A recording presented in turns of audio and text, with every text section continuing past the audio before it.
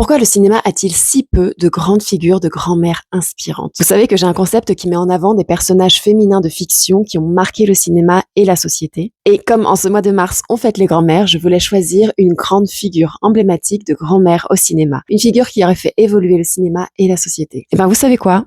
J'en ai pas trouvé. La vérité, c'est qu'il y a très peu de personnages de femmes âgées, fortes et inspirantes, et encore moins des grandes figures de grand-mère au cinéma. Et c'est pas un oubli. Le cinéma a longtemps su raconter des histoires avec des jeunes femmes désirables, des mères sacrificielles, parfois des femmes âgées, mais rarement des grand-mères puissantes, centrales et inspirantes. Ce que ça dit de la place des femmes âgées, c'est que dans le cinéma, plus une femme vieillit, plus elle disparaît des récits. Et quand il y en a, les femmes âgées sont souvent reléguées à des rôles secondaires, cantonnées à la sagesse passive ou caricaturée. On leur retire le désir, la complexité, la capacité d'agir sur le monde, et enfin, ce qui me paraît essentiel, leur rôle de transmission dans une famille et dans une société. Pourquoi c'est un problème de société? Le cinéma ne fait pas que refléter la société, il fabrique les imaginaires. Quand on ne montre pas de grand-mère forte, on invisibilise toute une génération de femmes. On efface leur rôle de transmission, on nie leur pouvoir, leur impact et leur légitimité. Et ça a des conséquences réelles sur la façon dont on regarde les femmes âgées, sur la façon dont elles-mêmes se perçoivent. On a besoin plus de récits centrés sur les femmes âgées, plus de rôles de grand-mère complexes, actives, politiques, plus de transmission intergénérationnelle. En ce 1er mars, jour de la fête des grand-mères, je voudrais souhaiter une bonne fête à toutes les grand-mères parce qu'elles sont essentielles. La mienne me manque terriblement et je sais